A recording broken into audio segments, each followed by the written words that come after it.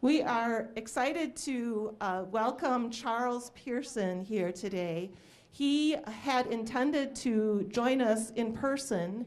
However, at the conclusion of an event that he hosted yesterday, got into a car accident and told me this morning he would not be able to travel here. So he sends his regrets, but he is on Zoom, and we have his PowerPoint presentation that we'll be sharing with you. So thank you for joining us. Charles Pearson is originally from Waterloo, Iowa, and he was asked to help us celebrate the birthday of Alexander Clark, an important figure in Muscatine. And I've asked Dan Clark, no relation to Alexander, only that he is very, very well studied in the history of Alexander, to share with us a little bit of the significance of Alexander. Charles Pearson has a signature project which is called the Iowa Civil Rights Trail. And he has identified significant sites along the Mississippi River that are linked with the civil rights movement and the Civil War in Davenport and Cedar Rapids. And part of the reason he was coming to Muscatine was also to identify some significant parts in Muscatine that could be added to this Iowa Civil Rights Trail. Charles's work was inspired by his late father and grandfather, who were both community leaders in their own right. I also want to thank the co-sponsors for our 10th annual Alexander Clark Lecture, which is the Alexander Clark Foundation and the League of Women Voters of Muscatine County. And with that, let me ask Dan Clark to join us for a few words on Alexander himself. Thank you, Naomi. I came to Muscatine 40 years ago and heard about Alexander Clark pretty quickly, but did not pay much attention for about the first half of my time here in town. 20 years ago, I worked as a reporter for the Muscatine Journal and happened to cover the creation of our city's Historic Preservation Commission. And in the course of that, I became really interested in the history of this place, what has been lost and what is still here or can be salvaged from the past, can be known from the past. And it turns out there's still quite a bit. Alexander Clark, and I'm sure Charles is going to cover the same material, but Alexander Clark was born in 1826, came to Muscatine at age 16 in 1842, became pretty successful pretty quickly, growing vegetables and selling firewood to riverboats. And in 1849, he bought his own house at the corner of West 3rd and Chestnut Street. Maybe you've heard of the Clark House, which is a 10-story apartment building. It's on the site of his house. His story was pretty much lost to history. And again, I don't know what Charles is planning to cover here, but let's just say he's best known for the 1867 situation in which his 12-year-old daughter was turned away from her attempt to enroll at a grammar school up near their home.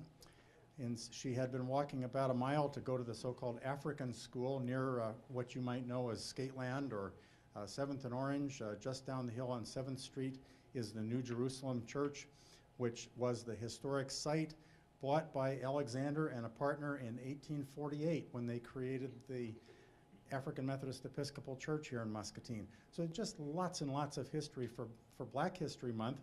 Happily, Alexander's birthday was February 25, 1826. We get to celebrate that during Black History Month. And about 10 years ago, our Historic Preservation Commission worked on a project initiated a project to try to get the house recognized as a National Historic Landmark.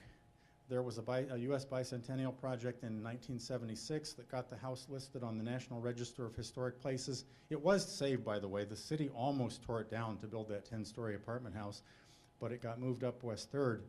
And so since 1976, it's been on the National Register of Historic Places. But after we got a state grant to work on this National Landmark nomination, we learned from the federal government that their records showed that Alexander Clark was a figure of state significance. So that has bogged down the project. Now we're back on track with the nomination again. The first step to complete this year, I hope, is upgrading from state significance to national significance for this figure, Alexander Clark. How we doing?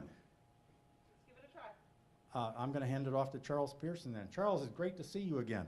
Charles, it's great to see you again. Charles, it's great to see you again. Yeah, great to see you too, Dan. Hold on, can y'all see me now? Can you hear me?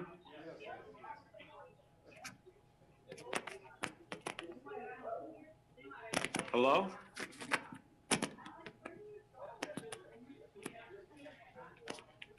I'm not sure if y'all can hear me. Give me a thumbs up on the chat if you can hear me. Okay. Okay, sorry about that, everybody. It's been like a rough night, honestly. But I am glad to be here. Hopefully, if y'all can hear me, because I can't really hear you guys, but if y'all can hear me, my name is Charles Pearson. I'm with Pearson Consulting, LLC. And currently I'm working on a project called Black Life Along the Mississippi River.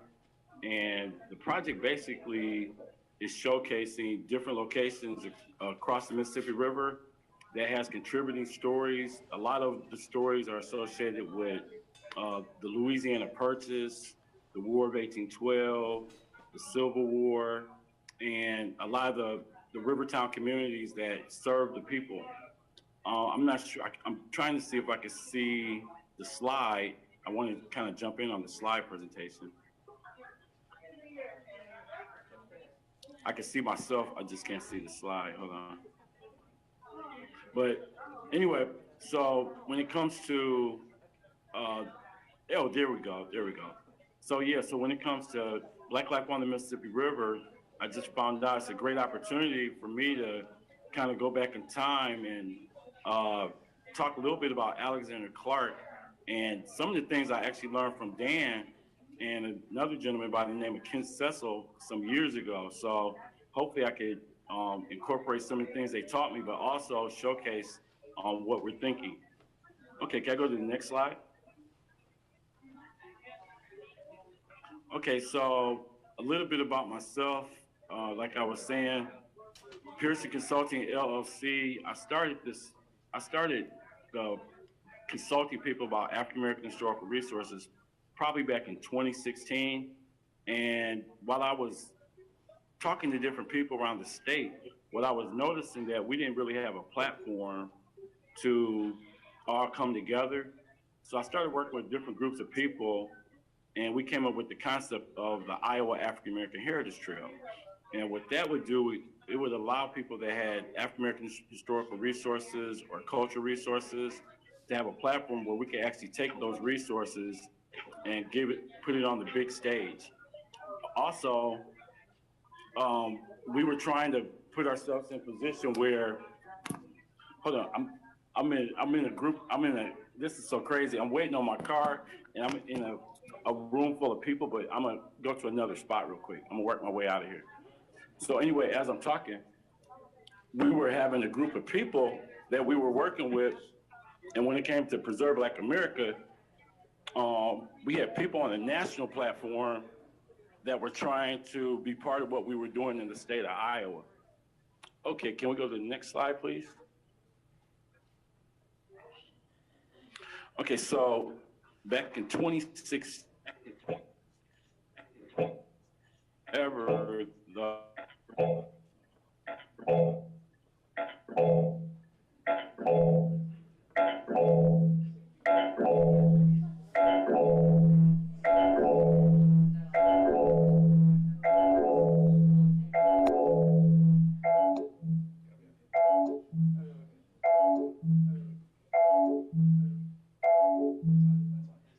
the Iowa Department of Cultural Affairs and the State Historical Society on the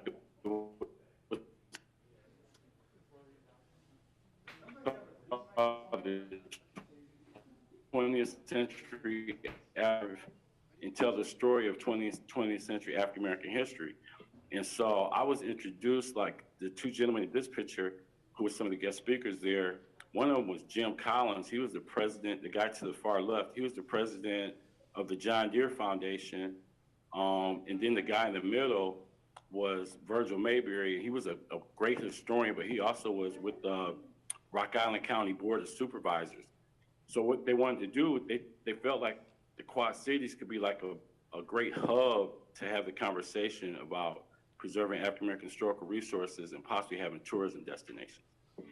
Okay, next slide, please.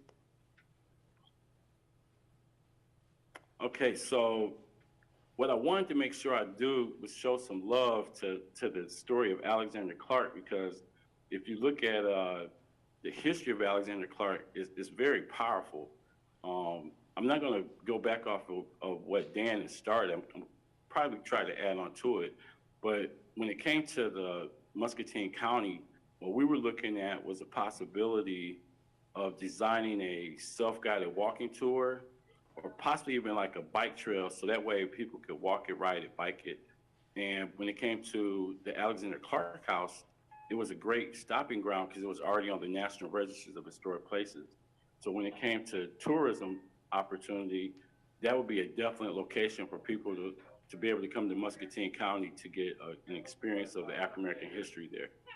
Next slide, please.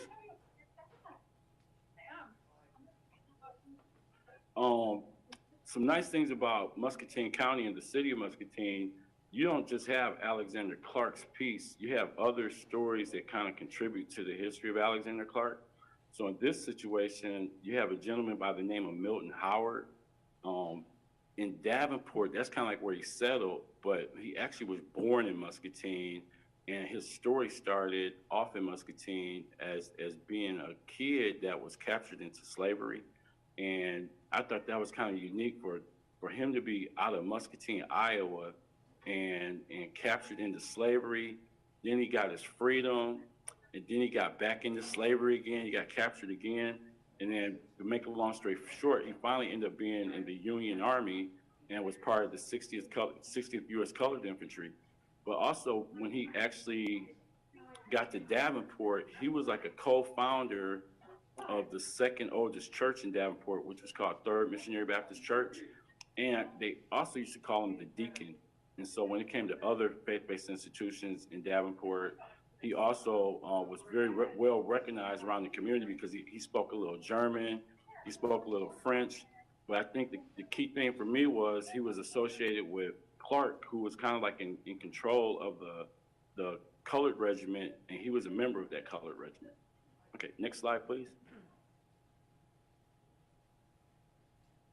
The other thing was Dan did a great job.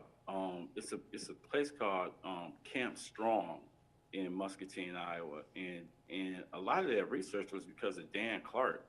And what was unique about that story for me was the simple fact that there was a group called the Graybeards, and when I get a chance, I'm gonna ask Dan a little bit more about that. But the Graybeards, and it's another group called the 108th Colored Infantry that was located in the Rock Island, in the city of Rock Island, or Rock Island Arsenal. And these two groups actually crossed each other's path. So it was almost like the Graybeards was actually the prison guards over at the Rock Island Arsenal during the Civil War.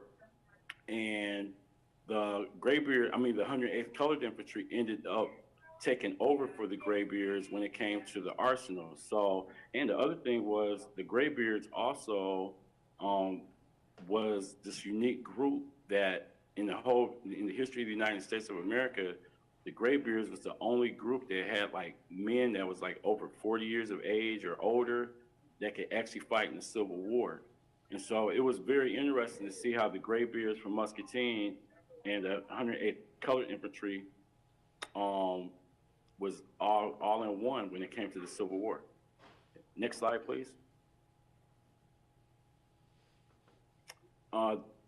Other things about Rock Island County and the 108th Colored Infantry is that the cemetery at the Arsenal is on the United States National Registers of Historic Places.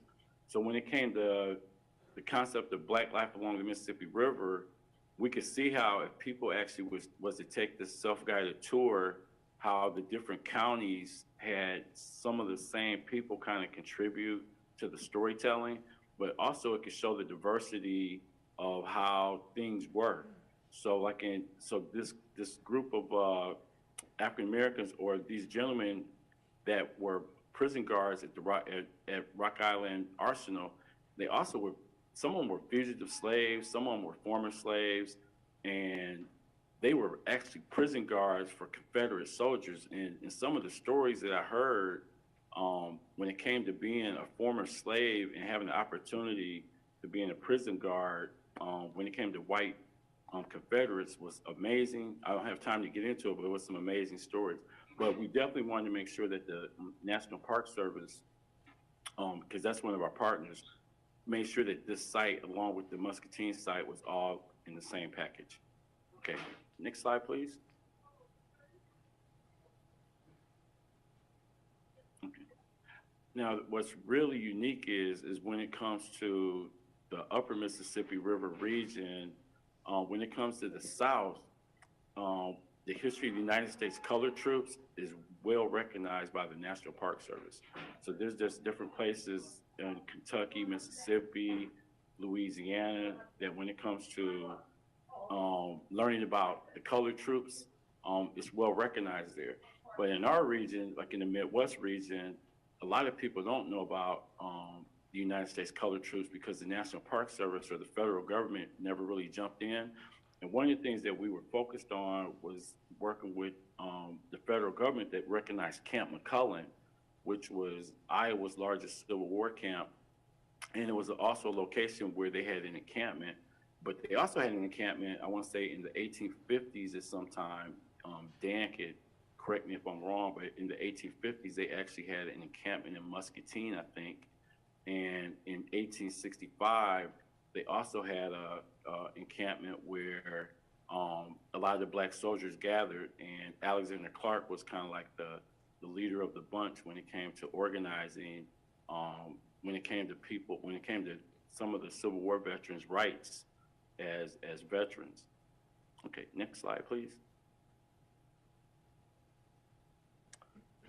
So now what I'm gonna do is I'm gonna try to show how all the counties along the upper Mississippi River, and when you want to talk about Black life along the Mississippi River, all the different locations that right now we're just kind of looking at pictures, but if we actually went to some of these places, they're pretty much lost and forgotten. And so one of the things that I wanted people to pay attention to was Governor Kirkwood. He had a great relationship with Alexander Clark. And there was a time when they thought that the Civil War was a white man's war. And when the actual war broke out and Abraham Lincoln emancipated African Americans, Alexander Clark just came to the rescue. Not only did he come to the rescue, he was in a situation where he was able to recruit former slaves or fugitive slaves and even freedmen from different layers, all the way from Scott County, Muscatine County, Lee County, Fort Snelling in Minnesota. So Alexander's story doesn't just, it's not just in Muscatine, it's very broad in the Mississippi River region, the Mississippi River Valley. And that picture is back in the 1970s in Lindsay Park, which is located in the village of East Davenport.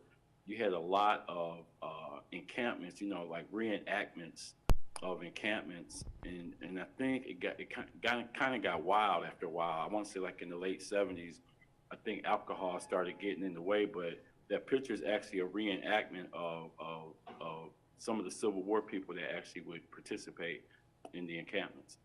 Okay, next slide, please.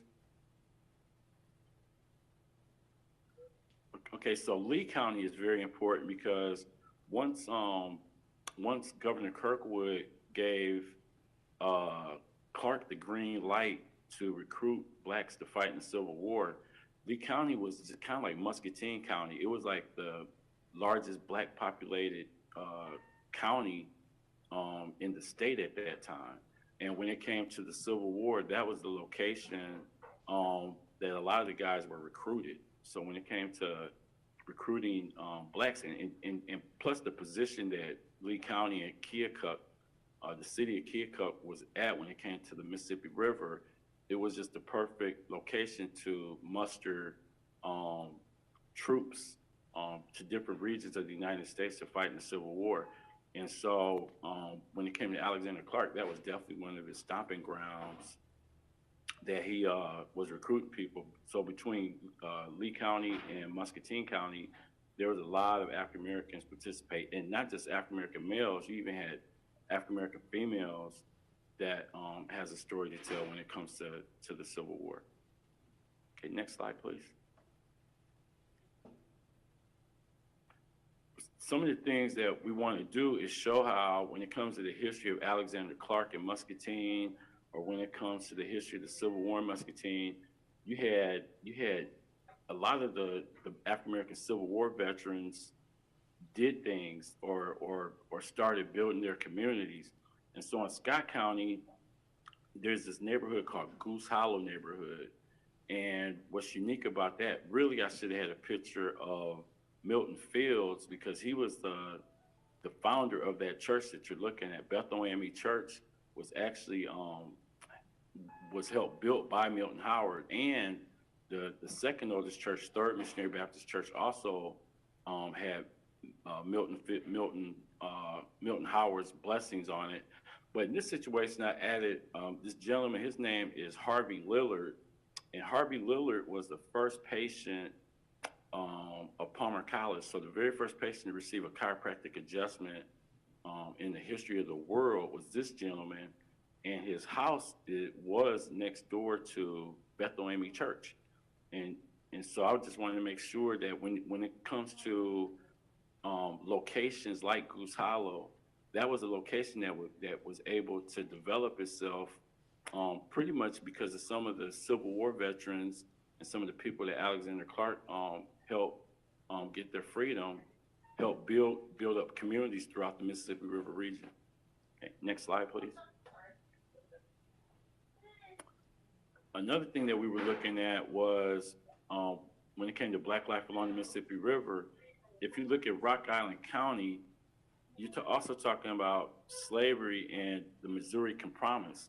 And so a lot of people, even though Iowa wasn't a state at the time, regionally, like if you look at the state of Illinois and Rock Island County, they were part of that compromise. So what that meant was you had some states that were free and some states that were slave states.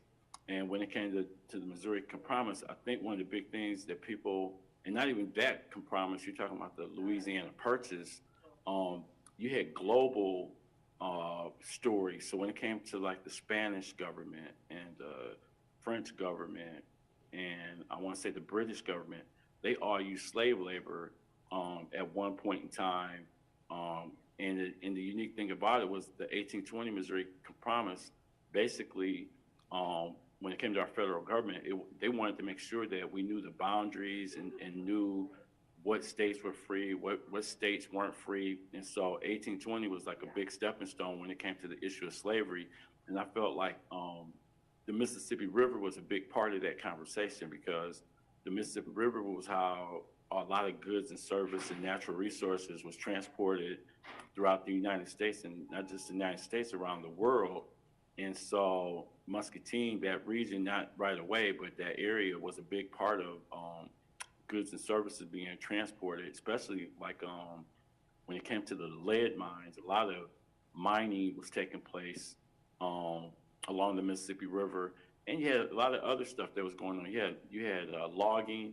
I want to say in Muscatine, you had the button thing, the pearl button factories and things of that nature. So a lot of natural resources that could be used on a global platform came through the Mississippi River. Okay, next slide, please. Another thing was the Louisiana Purchase in Rock Island County. That was also kind of like the region that talks about the history of Dred Scott. Dred Scott's owner was John Emerson, who was like the surgeon at Fort Armstrong at the time. And when it came to Dred Scott's story before the Dred Scott case kind of manifested, he was in our region for like 3 years at least. I don't think he spent no time. Some people were trying to figure out if Dred Scott was actually in Davenport, but he definitely was in Rock Island County. And a lot of his story when it comes to this region still has never been developed really. It's kind of like you only know about the St. Louis part or the Supreme Court case, that type of thing. But Dred Scott actually, when it came to his freedom, he didn't have internet or nothing like that back then. So he wasn't, and he wasn't really illiterate. Historically, Dred Scott was like an alcoholic. You know, he wasn't like, you know, well educated or anything like that. But when it comes to his beginnings, his story was strongly associated with the Upper Mississippi River region, Fort Armstrong, in which, and the other thing is the second plat, I want to say, in the history of our state. So when Iowa became a state, his owner, John Emerson, was the individual who owned land and had the second plat outside of not Colonel Davenport, but Colonel Davenport's son, who had the first plat. Okay, next slide, please. Another example is when it comes to Black life along the Mississippi River, you have in Dubuque County, you're talking about the history of Ralph Montgomery, and Ralph was like the first, when it comes to the state of Iowa, he was the first Supreme Court case, and it was for a fugitive slave. So when it came to the history of slavery and the issue of slavery in Iowa, it was, I can't think of the Supreme Court justice's name. That's his picture right there. It should be included in the bottom. But the Supreme Court justice actually was out of Dubuque, Iowa, and Ralph actually worked for him. And the thing is, to have a Supreme Court justice come to your rescue when slavery was like law of the world, and you have an all-white male Supreme Court justice vote in favor of the slave is just amazing. And we just wanted to make sure that when people come on the Mississippi River, that they also can learn about Ralph Montgomery. Okay, next slide, please. Also in Dubuque County, slavery and mining was a big deal. It was a huge deal. And when it came to the Julian Dubuque's mines of Spain, there was two unique things about that story. I think the biggest one is that you're talking about the history of Hispanics kind of. So if you like Mexican or Hispanic or Latino, this is kind of like their piece in this thing, because he was like, when it came to the mining and the country of Spain, they pretty much owned the Mississippi River at that time. They had a great relationship with the natives. And when it came to that region, the National Park Service made sure that the mines of Spain was going to be on the National Register of Historic Places, and it's a beautiful place to visit. But what we wanted to do was make sure that when you talk about the history of the mines of Spain, that they could at least magnify the history of the slave labor that helped, you know, drive the economy when it came to the mines of Spain. Because, and that's, I think, what's big for me was that even though they were talking about Spain, they also needed to talk about how Spain used slave labor. And what's kind of unique is when it came to slave labor and the issue of slavery, the British government kind of treated slavery in their own way, more like it was more loose. You know, you weren't getting whipped and beat, that type of thing. But then when you look at Spain and the French governments and slave labor, that's where you saw where slavery was a little bit different. It was a little bit rough under the edges. Matter of fact, the French, when it came to their slaves, they had no problem killing their slaves like that same day. It was like to dump slaves in the ocean or torture them or whatever was not an issue for the French. And the Spanish kind of too. The Spanish were more like if you weren't putting in the work, they weren't trying to feed you or anything. They just got rid of you and got more slaves. But if you look at the history of the United States government and slavery, you can see how what was different about the U.S. is that they saw how the labor could be more of an asset rather than just, you know, dump them off and just let them, you know, rot. And so that's kind of unique when you talk about Dubuque and the mines of Spain. Next slide, please. Okay, so I'm also giving other examples. So not just when it comes to Black Life on the Mississippi River, I had an opportunity to work with some people, and we inventoried the history of Martin Luther King Jr. So we actually followed the footsteps of King from his first visit to Waterloo, Iowa, to his last visit in Grinnell. And we were just thinking like, okay, to take Alexander Clark, Martin Luther King Jr., different locations that we talked about, people like Milton Howard, people like Harvey Lillard, and to be able to take these types of pieces and combine them all and make it part of the Iowa African American Heritage Trail. Now you got a full package, I think. Now you have a way of connecting people, and also when it comes to educating the public. So if people go to the website, we're building a beautiful website that we're going to be launching this summer. But when you go to the website, now you have all these options to get different Black experiences across Iowa, and to be able to pick and choose different locations, and to be able to come to Muscatine and see what they can contribute, or like I said, go back to Davenport. I want to say King in Davenport, Iowa, his first visit there, he received the Pachymentaris Award. It was like the second highest civil rights award in the world. And that award was driven by the Catholic community. So you had the Catholic Church, I want to say the Diocese of Davenport, and the Catholic Interracial Council. You have all these contributing stories that would just make the Iowa African American Heritage Trail not even more enhanced, but more powerful when it comes to drawing tourism opportunities. And like I said, getting people connected to lost and forgotten areas that's significant to the history of our state. Okay, next slide. The other thing that we're doing this year, we're working with the University of Northern Iowa, and what we like to do is it's called Black Life Youth Camp. And this summer, what we're doing is we're trying to create a door to get young professionals and the younger generation to be part of helping us doing research, helping us do documentation, help us take pictures and do inventory of photos. So we would come to Muscatine, we would bring some kids to Muscatine, to Musser Library or whatever, and they would actually put in all the work. So when it comes to the inventory for the Iowa African American Heritage Trail, it's not something that's just driven by people like myself or people like Dan. Now you got this new generation of kids that in the summertime, they'll have a unique camp that they could go to, and we're also paying them. We're paying each kid that helps us out $15 an hour to put in this work. But also they get to go to these different places and experience locations and landmarks that, for example, like in Muscatine, you're gonna have students that's never been to Muscatine, and for the first time, they'll get a chance to experience what I experienced the first time I came to Muscatine with Dan and Kent.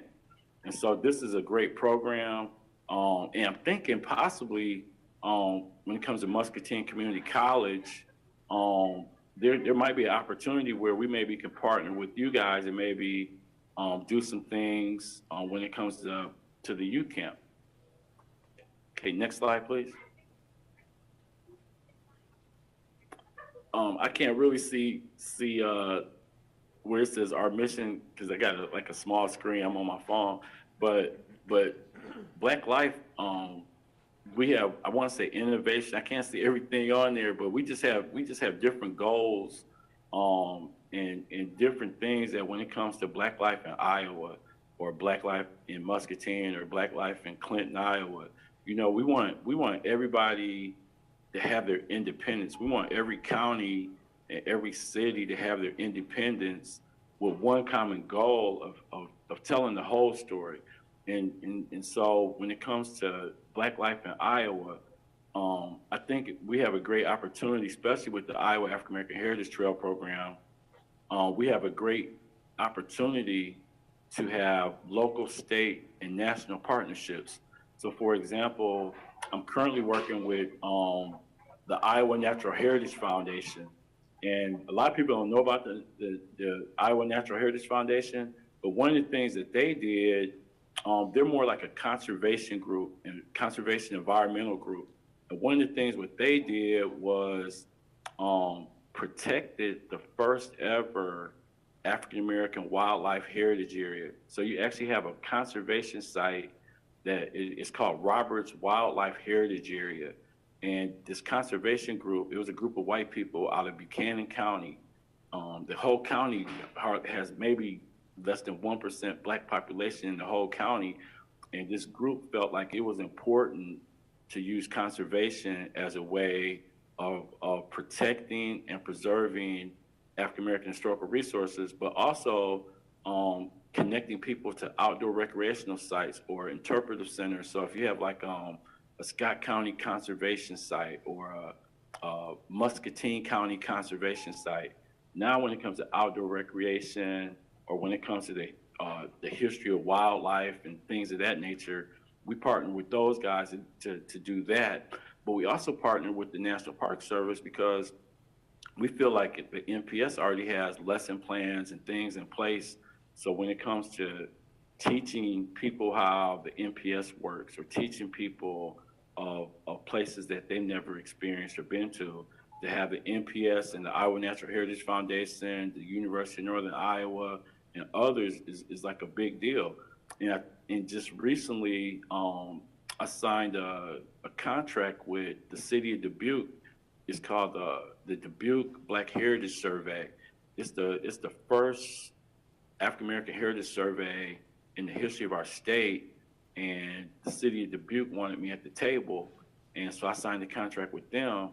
And also on the big stage, I signed a contract with the city of Rock Island to do an inventory of city-owned African American properties. So that way, when it came to historical preservation, the Black community in Rock Island had a platform that's designed and developed by their own city preservation commission. So that way, when it comes to preservation partnerships, you have an ethnic group of people that can coexist with the traditional preservation partners in the city of Rock Island. So those are two great programs that's associated with my goals and our mission. Okay, next slide. Okay, I did a lot of talking, so I think I got on here. Let's discuss your involvement. So what I'm really intrigued about is I never had Muscatine on my radar right away. And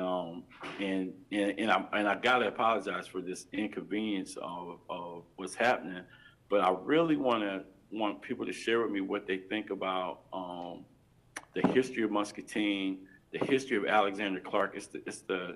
This event has been going on for 20 years, and I've never heard about it.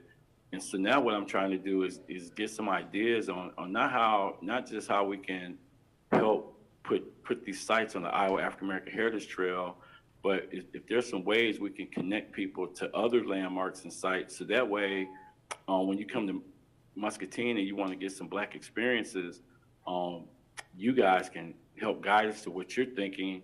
And in the whole, I think the bigger thing is, I'm not sure, but last time I was there, they had a large Hispanic population in Muscatine. I have to look into that still, or I have to ask some people, but when it comes to diversity and inclusion, I think, there's some room there to also talk about Hispanic history and heritage. I remember talking about the River of Steel, and I want to say there were some places called like Fruitland, that you have all these, the history of Mexicans that came from Mexico as seasonal workers, seasonal farmers, and all the way between Muscatine, I want to say all the way to Bettendorf. You had a Holy City, Cooks Point.